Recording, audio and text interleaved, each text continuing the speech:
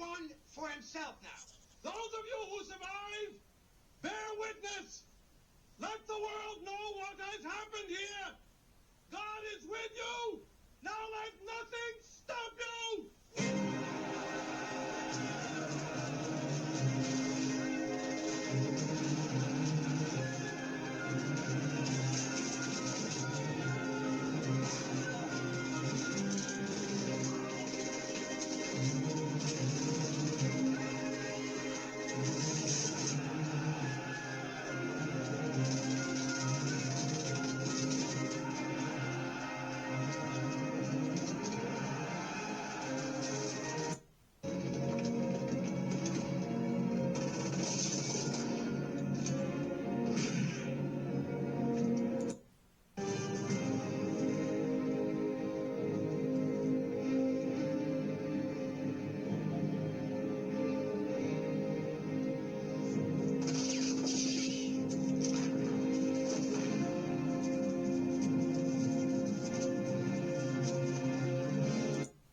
Many of his men made it back to the Russian lines to rejoin the fight against the Nazis. In 1963, Sasha gave key testimony in a war crimes trial against 11 Ukrainian guns. Okay, so you have the escape from Sobibor. Sobibor. I'm going to read a little bit about this. This is October 14th, 1964, 65. So this is October 14th, 1943. Not only were they afraid of escaping, but they're afraid of Sobibor. They're afraid that the prisoners would escape and then tell the world what they had saw. So that's a 1987 movie about the escape from Sobibor.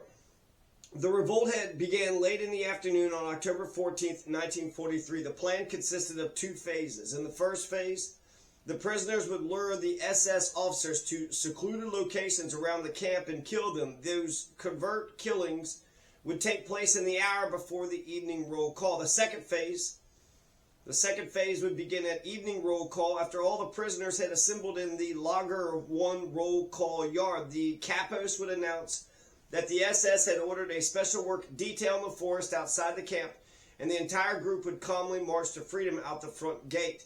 If the watchmen found this unusual, they would not be able to confirm their suspicions or coordinate a response, since the SS men would be dead. Out of the 600 prisoners, 300 of them are going to get killed, but 300 of them had escaped. And then later on, there's a terrible statistic that only 50 of them survived after the war. So the covert killings. At 4 p.m., Deputy Commandant SS Untersturmführer Johann Niemann rode up to the Lager 1 trailer's barracks on his horse. Earlier in the day, the head tailor had scheduled an appointment with him to be fitted for a leather jacket taken from a murdered Jew. The conspirators had prioritized Niemann's execution since he was acting commandant, while Commandant Reichleitner was on leave. Even if the rest of the plan failed, they anticipated that Niemann's death alone would cause enough chaos to allow some chance of escape. While admiring the jacket, Johann Niemann spotted one of the Russian prisoners standing by with an axe. Johann Niemann asked what he was doing there. He was satisfied with the head tailor's explanation that he was simply there to repair a table. At the tailor's request, Niemann removed his pistol holster and put it on the jacket. The tailor asked Niemann to turn around, ostensibly to check if any alterations were needed in the back. When Niemann complied, two prisoners crept up behind him with axes and split his head open. Niemann's body was shoved under a table and his blood was covered up with sawdust. Over the next hour, one SS officer was killed roughly every 6 minutes. Other than Johann Niemann, those killed in Lager 1 included SS Joseph Wallister, SS Oberscharführer Siegfried Graschaus, Sturmführer Ivan Klatt, SS Friedrich Gulstich, and SS Fritz Conrad. Those killed in Lager 2 included SS Joseph Wolf and SS Rudolf Beckmann. Unterscharführer Walter Riba was killed in the Vorlager.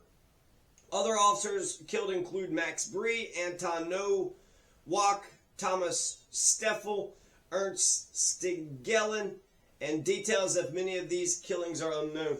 So they're going to kill 11 of the officials. Now, as you saw in that scene, there was a lot more officials who were still alive.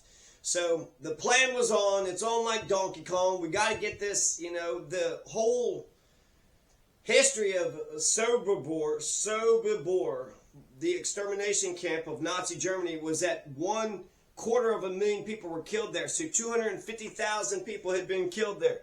250,000.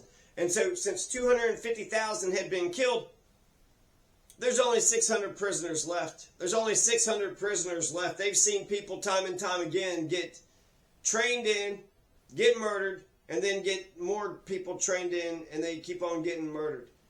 So this is almost like a last-ditch effort, but it's bittersweet. But for the 50 that had survived and had escaped, that had to be one of the, most incredible journeys ever. And then they run out into the forest. And when they were running out, not only did they have machine gun fire, but they ran out into a minefield. A lot of people got caught up in the barbed wire. So just having that barbed wire fence, 2 layers of barbed wire fence, was a pretty decent deterrent from people escaping. And then once you got past the 2 barbed wire fences, then you had a minefield. And so people are getting shot at with the machine gun. They're running through the minefield. So they're getting shot, by the machine gun. They're getting blown up by the minefield. But then once they get to the forest, then they have to survive. They got to be a survivalist. And then there was a big manhunt for all the people that was in the forest. And the damn stormtroopers had caught a lot of those folks. And so it was every man for themselves, too. The conspirators had originally planned to kill SS Oberscharführer Rudolf Beckman in a Lager 2 storage barracks, but on his way to the appointment, Beckman had suddenly turned around and headed back to the administration building. Chaim Engel volunteered to kill Beckman in his office after overhearing Feld Himmler discussing the situation with Capo Hirsch Pazizeki, the younger brother of Oper Capo Pazizeki. Engel and the younger Pazizeki went together to the administration building, and Engel stabbed Beckman with Pazizeki restrained him. When Engel stabbed Beckman, he shouted, "For my father, for my brother, for all the Jews." Beckman struggled as Engel stabbed him, causing Engel's knife to slip and cut his own hand. Once Beckman was dead, the 2 prisoners pushed his body under the desk, not having time to better hide or clean up. A lot of these scenes are actually in that made-for-TV movie 1987, Escape from Sobibor. When the killings proceeded, Slomo Sizmeier went to the Vorlager to acquire additional guns from the watchman's barracks. This is a very tense scene. When Shlomo goes to get those guns, he's pretending that he's just doing, routine maintenance work. And then when he was there, he had this pipe, and he's sitting there stuffing rifles inside the pipe. During the last organizational meeting on October 12th, he had offered to do it himself as the camp machinist. Slomo, I'm just going to say Slomo, this is Schmazner, was often called to the Vorlager to clean and repair the stoves there, so he was able to enter the barracks carrying a replacement stovepipe over his shoulder. He entered the watchman's barracks and helped himself to 6 rifles and ammunition. However, he could only fit 2 of the rifles inside the stovepipe, so he wrapped the others in a blanket. Once he was ready to go, he decided that it might be safer to hunker down in the Vorlager and not return to Lager 1 until the bugle call. That way it would seem like he had been acting alone if he was caught. Just before the bugle at 5 p.m., he found 2 child prisoners and ordered them to carry the blanket with the rifles. They were so scared, so he forced them to do it at knife point. After the bugle call, he delivered the rifles to the Soviet Russians, but demanded that they let him keep one for himself. Breakout.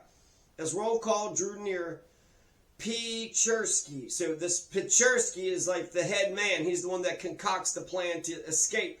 He became increasingly concerned that the revolt would soon be discovered, and then therefore the element of surprise they didn't have that advantage. He was surprised that the plan had succeeded so far, but nonetheless several killings had not gone as intended. In particular, while his plan had required that the SS men be killed discreetly, an impulsive prisoner had killed Unterscharführer Walter Reiber in the outdoor Vorlager garage. Pechersky considered beginning the breakout early, but was reluctant to do so while SS Oberscharführer Karl Frenzel was alive. Frenzel, regarded as one of the most dangerous officers in the camp, had dallied in the shower and was late for his appointment in the carpenter's shop close to 5 p.m.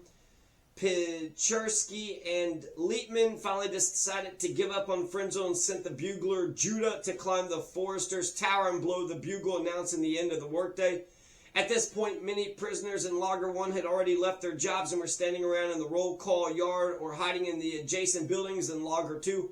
The prisoners were confused by the early bugle call and gathered haphazardly for the march back to Lager 1. Feldhendler was concerned about their unusual and disorderly lineup that would attract attention from the guards, so he decided to lead the march on his own. He lined them up and they marched, singing the German sentimental tune, Erst war ein Edelweiss. As the prisoners gathered in the roll call yard, rumors about the revolt began to spread among them. When a watchman prodded them to line up faster, a group of prisoners shouted, "Don't you know the war is over?" and they killed him out in the open, to the shock of many others. So that's pretty remarkable, right? You have a watchman, hey, you need to line up faster, and then they just killed him right in the open. Realizing that the yard had become a powder keg, Pechersky attempted to inform the group of what was going on. Blatt recalled Pechersky's speech as follows: "Brothers, sisters, our day has come. Most of the Germans are dead. Let's die with honor. Remember, if anyone survives, he must tell the world what has happened here." As the prisoners began to disperse, they heard shots from Lager 2. These shots were fired by SS Oberscharführer Erich Bahr, who had returned from Chelm with the truck full of vodka just before the bugle sounded. Erich Bahr had ordered 2 child prisoners to unload the vodka and carried it into the storeroom into the administration building where Beckman had been killed. At approximately the moment when Pechersky was making his speech in Lager 1, a watchman ran over to Bahr shouting, "In Deutsch kaputt," in Deutsch, "the German is killed." Thinking that the children were responsible, Bahr fired his pistol, killing one of the children but missing the other. Makes me think if they were the same 2 children that he had held at knife point. There's probably children all over the place. Bahr is going to shoot the pistol and shoot one of the children in the back. When the prisoners in Lager 1 heard these shots, they ran in every direction. A group of them dragged a watchman off of his bicycle and killed him. Many prisoners had to make split-second decisions. Without knowing exactly what was going on, the plan had been kept on a need-to-know basis, so even those who were aware of the revolt knew few details. Pechersky and Feldhendler ran around the yard trying to shepherd prisoners out, but around 175 nonetheless stayed back. Makes me think of Harriet Tubman. She could have got so many more slaves to have rebelled if they would have only known that they were slaves. And they're going to get executed. The ones that stayed back did not save their own lives. They're going to shut this whole camp down because, they killed a 250,000 people, and then there's this big breakout. It's 1943, so this is 2 years before the war ends. They don't want this information to get out to the people. It's incredible, actually, how even Americans who are fighting the good war, we're not going to find out about any of the details of the Holocaust until afterwards. As the crowd surged forward, so nobody knew, actually, there was reports and there was rumors, but there was no conclusive evidence that these gas chambers were actually happening. As the crowd surged forward, there was a moment of confusion. Then Eisenhower said, "Make sure you write it down. Make sure you record it, because you know some bastard in the future is going to sit there and try to say that none of this shit happened." It happened. It happened. When the prisoners in Lager 1 heard these shots, they ran in every direction. A group of them dragged a watchman. We already said that. As the crowd surged forward, there was a moment of confusion in which the watchmen in the towers did not react. Itzhak-like men reported seeing some of the remaining SS men hiding, perhaps thinking that the camp was being attacked by partisans. After a moment, the watchmen began shooting into the crowd, and some of the prisoners shot with the rifles procured by Sis-Magner. And with pistols taken from the dead SS officers, Sis-Magner hit a watchman in the tower, later recalling, "I did not do that, God did." That Sis-Magner is the Shlomo, right? So Shlomo is going to shoot one of the watchmen up in the towers. So he used his rifle, and God helped aim his rifle to get the bastards. One group of prisoners ran behind the carpenter's shop. The carpenters had left ladders, pliers, and axes lying in the weeds. next to the south fence as a backup plan in case the main gate and the Vorlager proved inaccessible. These prisoners scaled the fence, traversed the ditch, and began running through the minefield towards the forest. As they ran, the mines exploded, killing some of the escapees and attracting the attention of the watchmen in the towers, who began shooting. On the watchtowers, Jimi Hendrix, one of the best damn songs Jimi Hendrix ever sang. Musician, I ain't no musician, but Esther Rabb felt a bullet graze her head above her right ear. She kept running but felt herself losing strength. She reached out to hold on to a woman running next to her, but the woman pushed her off and shouted, "Leave me alone."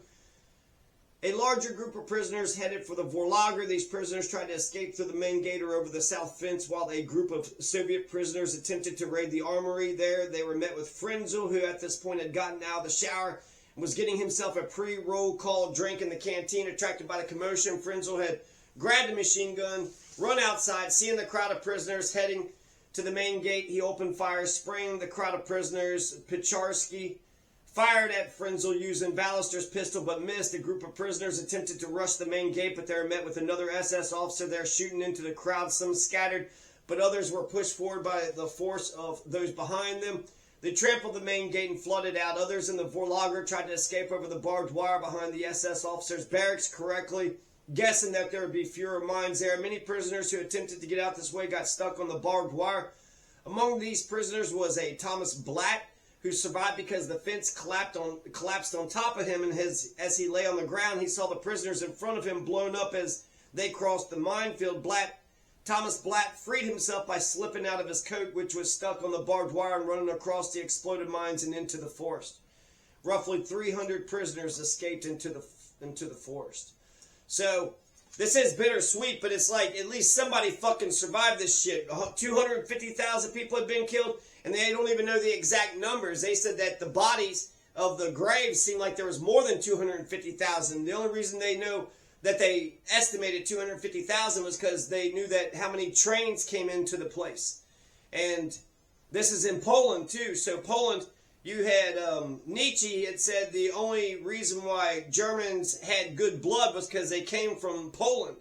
So it's not the German blood, it was the Polish blood that was the good blood. Nietzsche also said that all anti-Semites should be shot. So this is compared to two other battles. I'm picking one scientific holiday and then one political holiday. And the other things that it's competing with on October 14th is Robert the Bruce is going to defeat Edward II at the Battle of Old Byland in 1322. And I said winning Scottish independence or sets it up or goes towards de jure, de facto. Eventually, Scotland is free. And they'll be free to the end of... Oh, wait, they're not even free today. So they lost their independence somehow. And then the Battle of Hastings, William the Conqueror. That's pretty consequential. Normans kill Harold II, the king, and defeat the English. 1066, the Norman conquest. So the Battle of Hastings was a pretty big deal. So it depends. If it's revolutionary, it's a good thing. I mean, this whole thing is fucked up, but basically when you corner people and there's no other fucking options, they're going to get organized and they're going to fucking run off. And then the main guy, this Picharsky, he's actually, when they're out in the forest, he's like, okay, I'm going to run over here and I'm going to try to get some food and I'll bring it back to everybody. And then he didn't come back. And then they organized themselves into different groups and then they all kind of just scattered. And then some of the Polish locals would actually execute some of the prisoners that were running away as well. So it was a total minefield. The whole fucking thing, it was oppression, minefield, guns blazing everywhere. I mean, it almost makes you think of Palestine, West Bank, and Lebanon today. If specifically Palestine, if you're living in these tent camps, you're already being oppressed. You already don't have enough food, water, clothing. You're not like under a concentration camp where they're sitting there, pointing a gun at you and telling you to do labor or whatever. But there is a lot of workforce, and since you're cheap labor, right, then you have to go through the checkpoints. It very much is like a concentration camp. And then when you say, let's, rebel, let's stand up and do something, well, then there's danger that way too. There's danger in submission. There's danger in independence and freedom. There's danger either way you go. But I guess in a way, it's like, would you rather die on your hands and knees and crawling and on your belly, or would you rather die standing up, like a man? And so ultimately, I would like to think that the 1987 movie was kind of a little cheesy because the guy is like, super Hollywood, and he's like very healthy and good looking too, right? Blonde hair, blue eyes, and he's like the main guy, and he's like, all right, everybody, even that last speech that you just saw, they made that speech with the guy with the pistol in his hand and whatever, and then the watchmen don't notice anything's going on until they just burst out running like that. And they could have orderly just tried to walk out the thing, just in columns. Yeah, there was gunfire somewhere. One of the kids had got shot because the kids had took off running. So I guess the German, the Nazi motherfucker thought the children had something to do with it. When Shlomo was getting those pistols, I didn't watch the whole movie, but I did watch the last 30 minutes of it. When Shlomo was getting those pistols, there's rifles. That was an intense scene because he gets in there and he's like looking for the rifles, finds the rifles. He puts them into his he had like a little cylinder over his, kind of like a stove, the stove pipe.